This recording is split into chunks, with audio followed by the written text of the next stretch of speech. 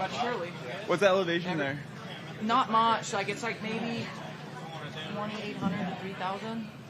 But enough. Like I ride in Mesquite, so it's a little bit lower. But I feel it on the bike. Like the bike feels sluggish. I saw a picture of Mesquite the other day, flooded. Yeah. That's why I left. I was supposed to stay another week. For my track, when I was living in New Mexico, we would always go race Cedar City. Yeah. Yeah, right there. I've never been up. I mean, I've been to Cedar City, but not on the track. Yeah, it's terrible. It wasn't good.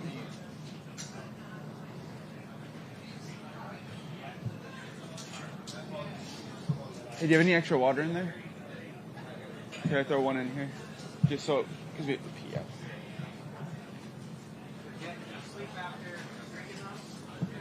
Thank you. I know, right? Huh? Good.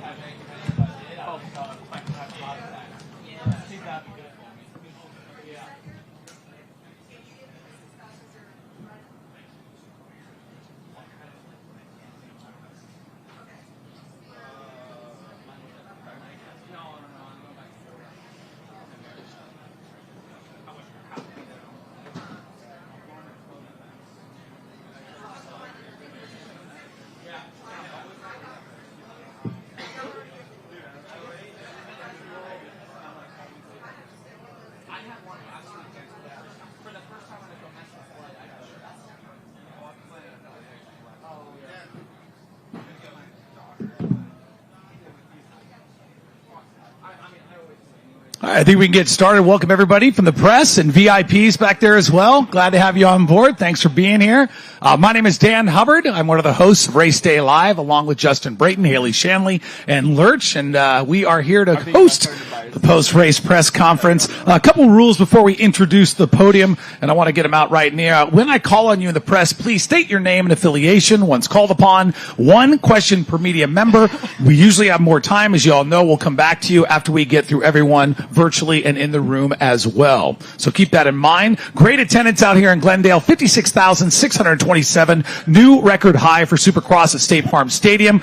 As a reminder, in addition to Peacock and the SMX Video Pass, fans can also tune in weekly on Sirius XM Channel 85. If you weren't able to tune in live tonight, remember you can watch back on demand on the SMX Peacock Hub and internationally on the SMX Video Pass in both English and Spanish. We have the podium for the 450 class here in Glendale, Arizona. Great racing out there, amazing. In first place, Ken Roxon. Second is Jason Anderson. Third place, hard won. Third place for Jet Lawrence. Please, a big round of applause for these amazing warriors up here.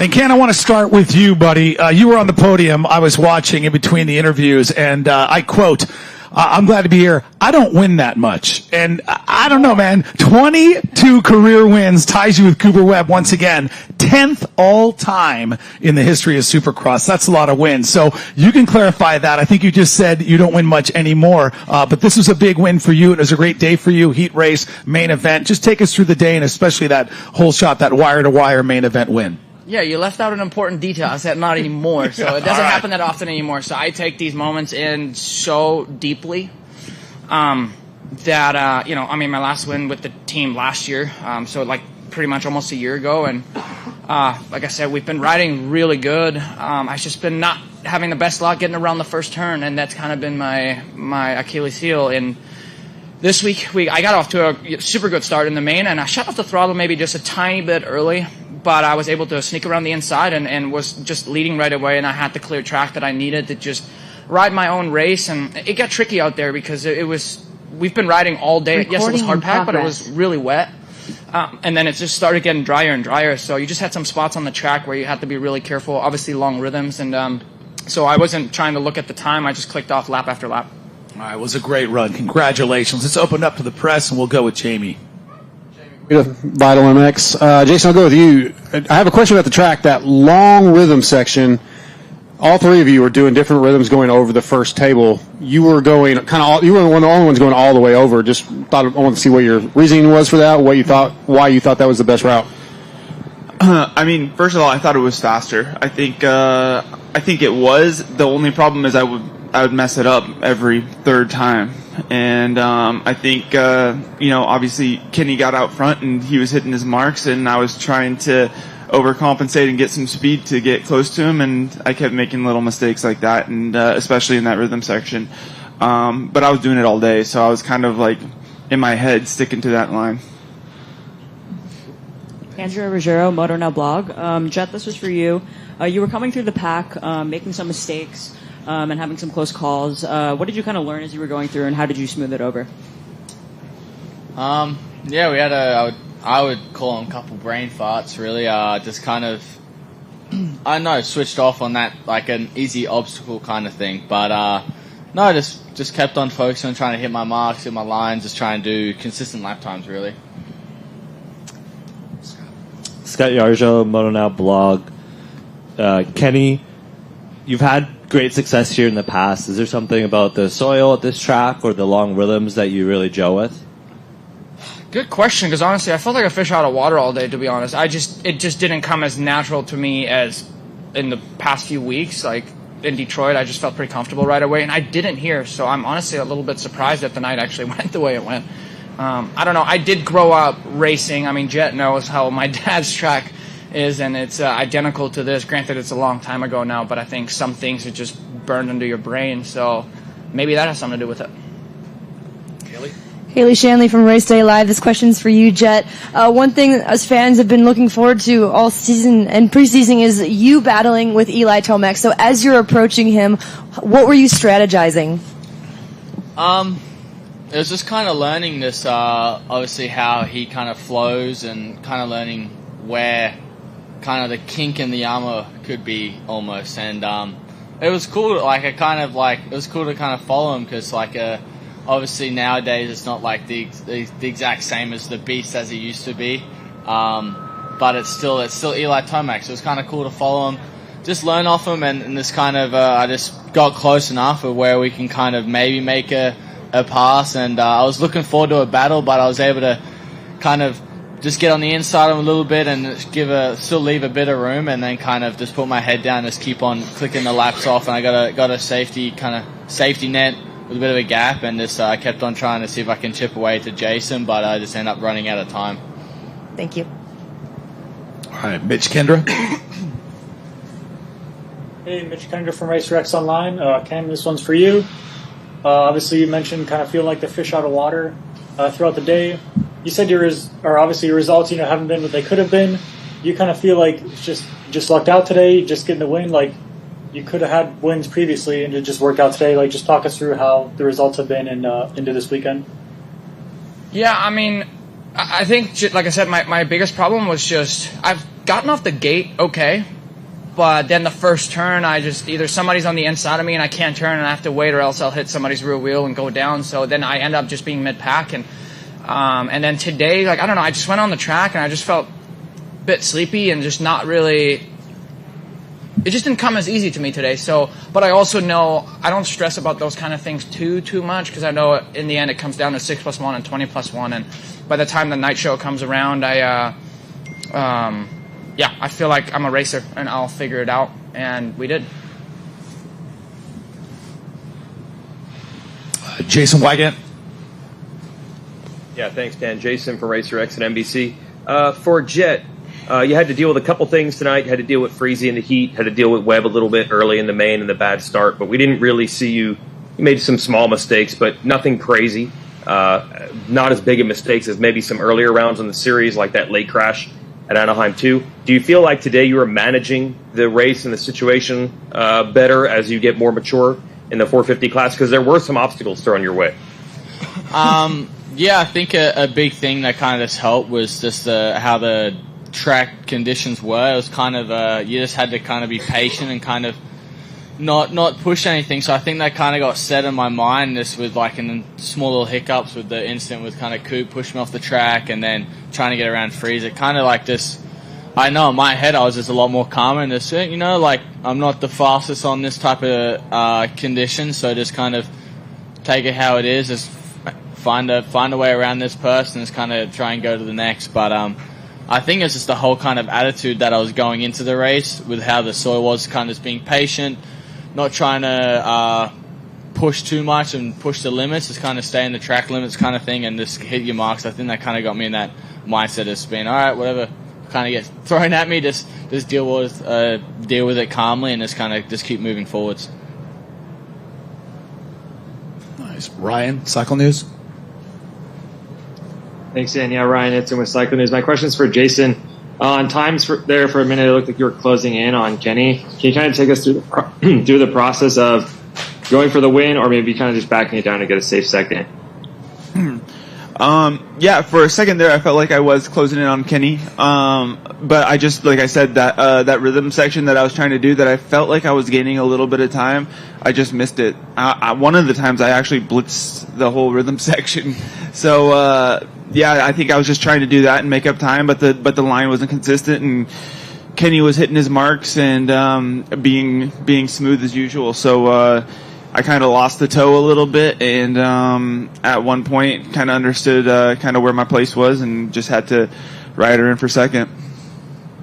Right on, thanks. Yep. Nick Still. Yeah, thanks, Dan. Nick Still from MotoOnline.com. This will be for Ken.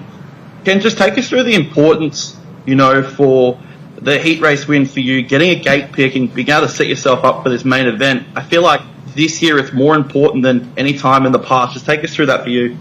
Yeah, it's definitely track dependent more, Like I think here this was a bit more forgiving than some of the other tracks. Like Detroit was super important, short start, 90-degree turn. Obviously the ruts get super messed up, so it is nice to get first pick and just pick whatever is best. But then there's other races where I feel like some of the ruts are actually worse, Nonetheless, getting a win in the heat race was awesome for that, and you go into the main event just knowing with a clear mind that you can pick whatever rut you want, is definitely nice. And obviously with how deep the field is, the start's really important. I'm not saying you can't be midfield or top 5 and not win, but it just, when somebody that's really fast is up front, it's just really hard to move through the field and catch that person. Thanks, Ken. Congratulations. Brad Gephardt. Thanks, Brad Gephardt, Verb Moto. This one's for Ken. In comparison to, say, 2014 Ken Roczen on race day, is there anything that you put more importance on, or maybe you don't sweat the small stuff in comparison to now you being a veteran of the sport? Yeah, I mean, the mindset and the comfort for me personally is way different than 10 years ago, that's for sure. And even just a few years ago, I don't know. I honestly, I feel like I'm now more ready than ever to battle for a championship than I've ever felt in the past, and that's a nice feeling to have. So I just value a lot of things that I used to not stress about, but just less about practice. And I'm not saying that I don't get butterflies, and every weekend's a bit different, honestly. You still get butterflies in your stomach, and sometimes you need to force yourself to kind of quit being the way you are right now and just focus on the night show. So it just really depends. Sometimes I wake up on the wrong side of the bed, and then it just makes things a lot harder. I feel like today was honestly one of those days a little bit. But I think I just know how to deal better with it, honestly. And, it's really just an experience thing, I think. I wish I would have that mentality a lot sooner than now, but I'm almost 30. Alex? Yeah, Alex Scobert at MotoOnline.com. For Jason Anderson, you have been inside the top 5 in all but one of the rounds so far. You're now within 11 points, I think it is, of the championship lead. So what's your feeling, the mentality like in terms of your position 6 rounds into the season? Yeah, I mean, I think the class is obviously very, very stacked right now, and I think just being inside the top 5 and collecting points and just trying to improve yourself to be able to get to a point in the season to where you're one of the guys that's consistently up there and hopefully start grabbing some wins here soon. Obviously that's the goal, that's the plan, but it's hard to make that happen. And right now I feel really I feel like I'm kind of under the radar, being like as good as I've been so far this year, but I feel good, and I'm excited to see what the rest of the season brings, but always want to be better, that's for sure. Brock Bridges. Supercross Live. Jet Lawrence, 50th year of Supercross, and it was the first time ever brothers were on the top 5 together. Hunter making doing pretty solid. You're doing pretty solid. So Joe Shimoda about to be sitting where you are, so it seems like a lot of momentum on Honda's side. But first time maybe y'all will be battling for podiums soon together, and got a little bit of time battling with Hunter in the race too. That must feel nice as well. So what kind of momentum was going on this week to have these results, or just same old? No, it's an awesome thing to have both of us in the top 5. Hunter's had a few rough weekends, so it's kind of cool to see him kind of ride like how he rides again and get a top 5. Once I got around him, he almost got me back because I made a few mistakes after. But no, he was riding good that one. He stayed after I got around. I kept keeping tabs on him, so I always want to see where he is, and he stayed there pretty close the whole time. So it was cool to see. It's good that he finally got a bit of a break from the unlucky last few weekends and is kind of messing around with the bike. So, but no, Honda's got some great riders coming out with Joe, especially Chance Jaimez. So it's Honda has a bright future. So it's looking forward to that, and hopefully in the future I have a small part in that. I'm hoping, and kind of helping the upcoming riders. So it's really cool, and it's cool to be a part of such a cool team that's been around for probably most of those 50 years. I think so. Yeah. Jamie Guida, Vital MX. Ken, this season so far, your results have not matched how well you've been riding, in my opinion. This might be the best we've seen out of you in a few years. I want to know if that's been frustrating at all, if it's been, you've seen it as a positive because you know how well you're riding, or if you even agree with what I said. Yes, it is a bit frustrating, but some things are a little bit, you kind of make your own luck, you know what I mean? But some things are just a little bit out of your control. I've left way more frustrated before, where I felt like crap, I was riding like crap, and just, it just sucks ending on a bad note on a race night, But nonetheless, whether I go down in the first turn or not, I've just always left it out there and charged how long I could. And when you feel strong too, and you do everything in your power to make the best of the situation, then, that angriness or frustration just leaves me a lot sooner. And then I just chalk it up to it is what it is, and we try again next weekend. So I think I've just also gotten better at putting that aside. But yeah, I agree with you. Some of the results were just not that great, but I felt like I was riding really well, and that's in the end what I mainly focus on.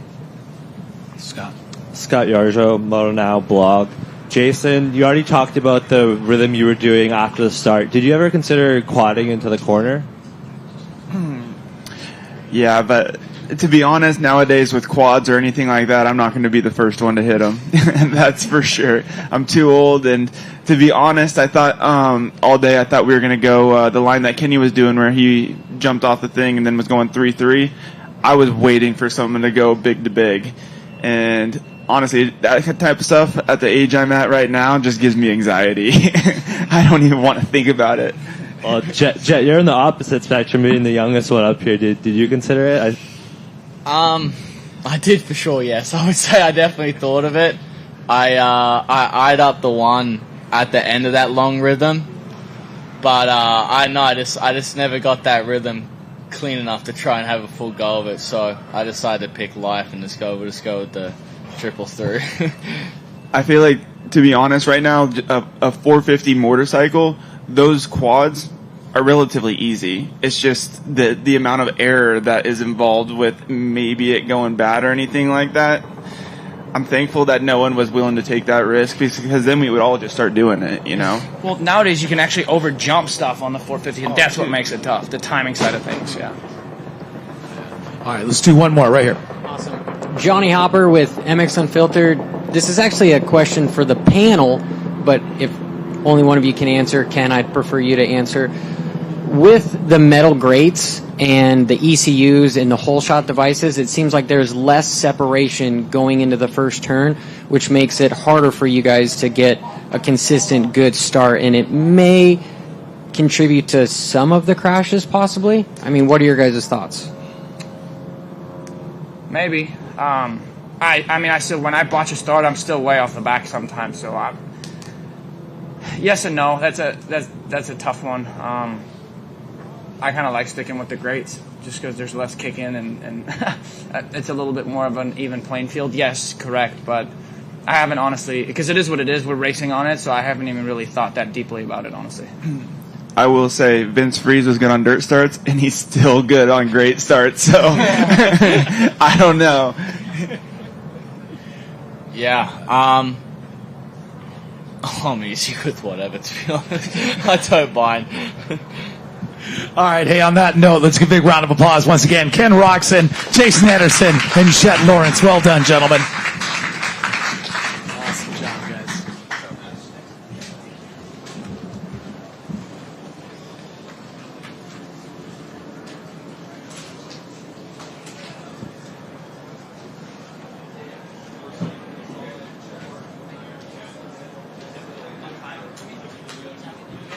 But I mean, I would.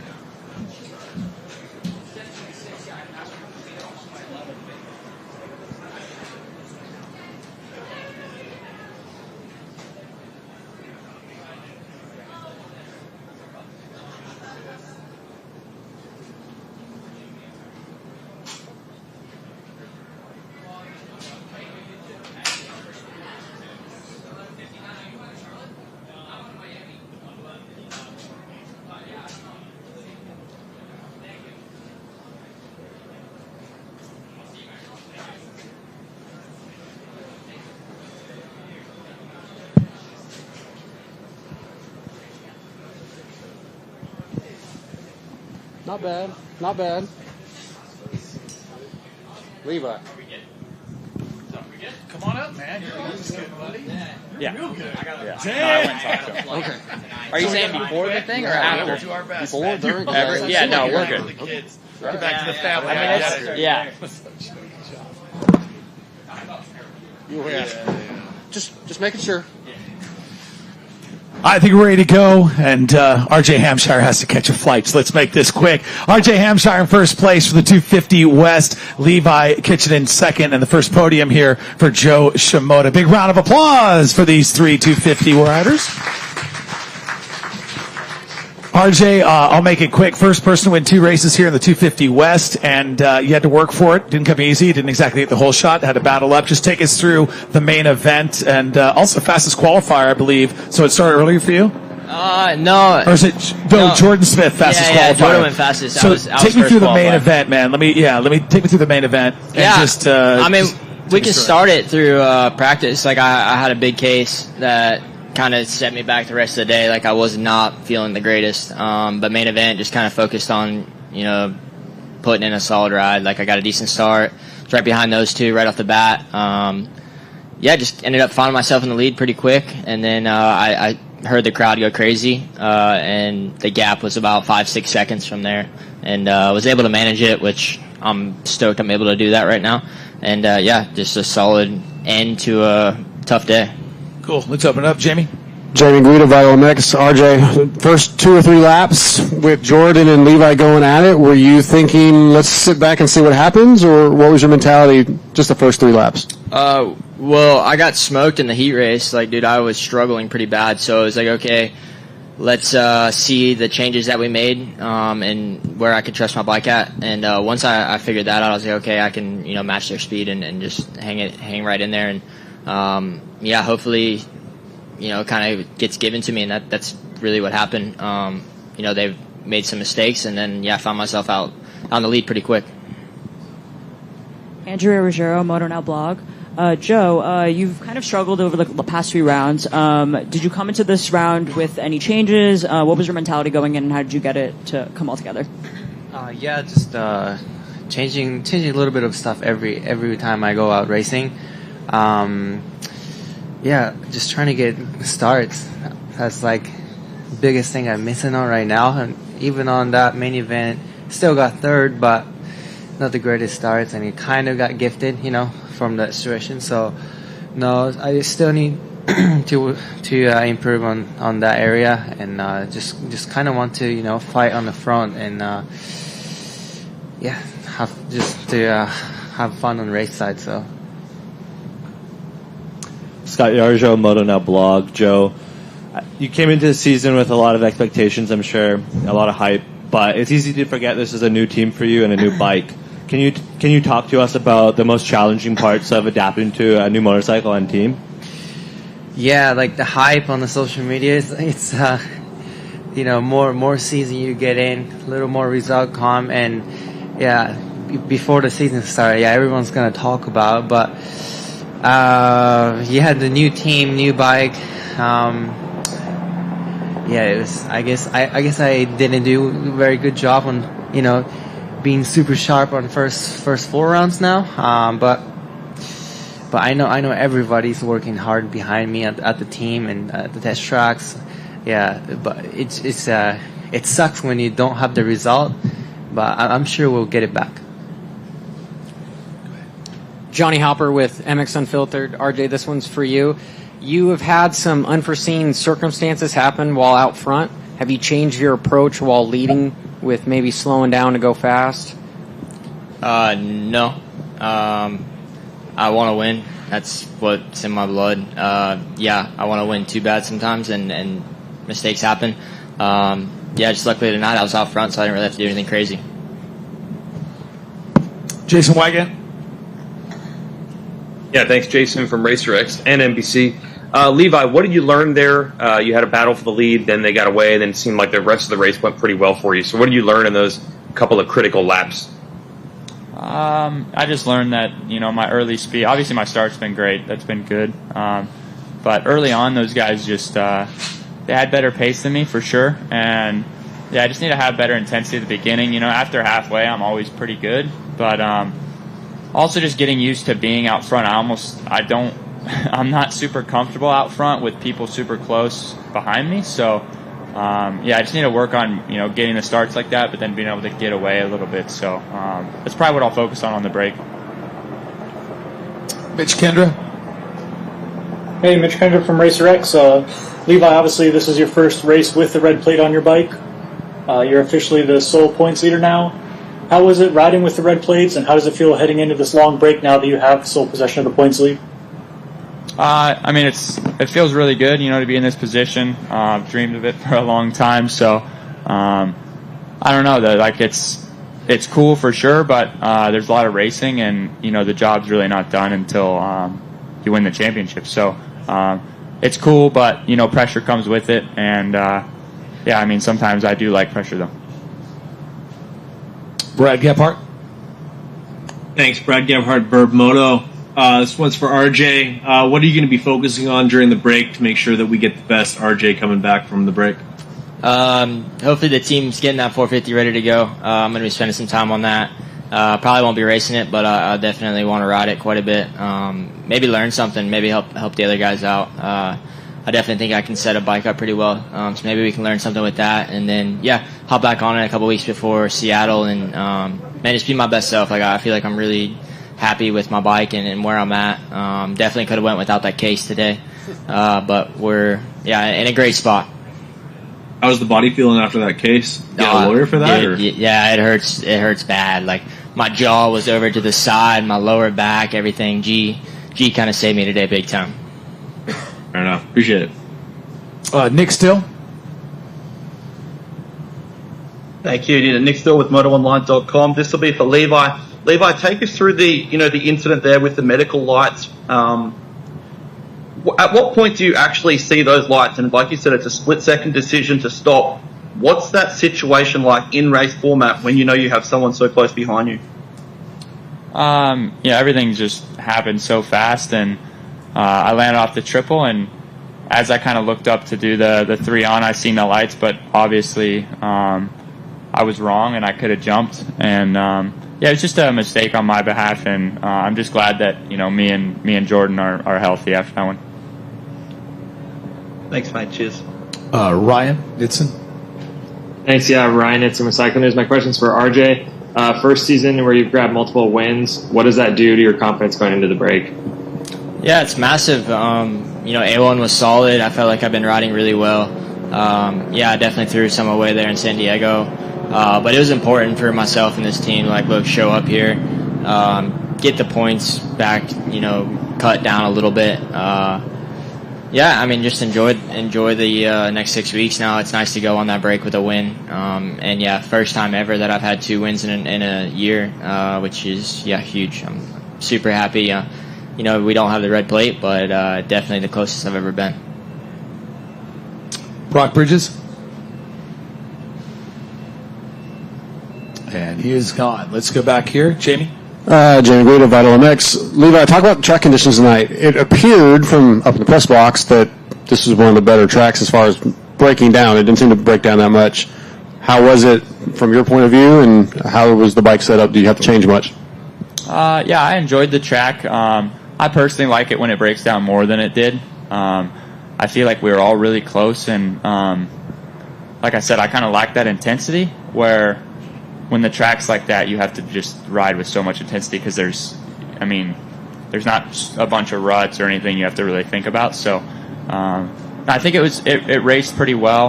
I do think going, from Florida, like the traction, this place is always tough. You'll have traction, then it can be super slippery. So it was hard to push that limit, but overall, I think it was a pretty good racetrack. Scott Yargio, Moto Now Blog. Joe, it seems like in the last few races, after the halfway point, you pick up the intensity, you improve your lap times. Is that something you're noticing, and are you starting to feel the track better on the track at those points? Yeah, same thing as Levi said. It's like when the track is rougher, I feel like it's easier for me to move around on the bike, be creative. Because 250 class, they fix the berm every single time before the main event, so it's kind of like you kind of have to be sandy first few laps, which I'm not really good at, but yeah, after halfway point, it's like everything comes more natural to me. Mitch Kendra. Hey, Mitch Kendra again from RacerX. RJ, we have kind of seen the big floor layout is different here compared to the other baseball stadiums you guys have been racing in.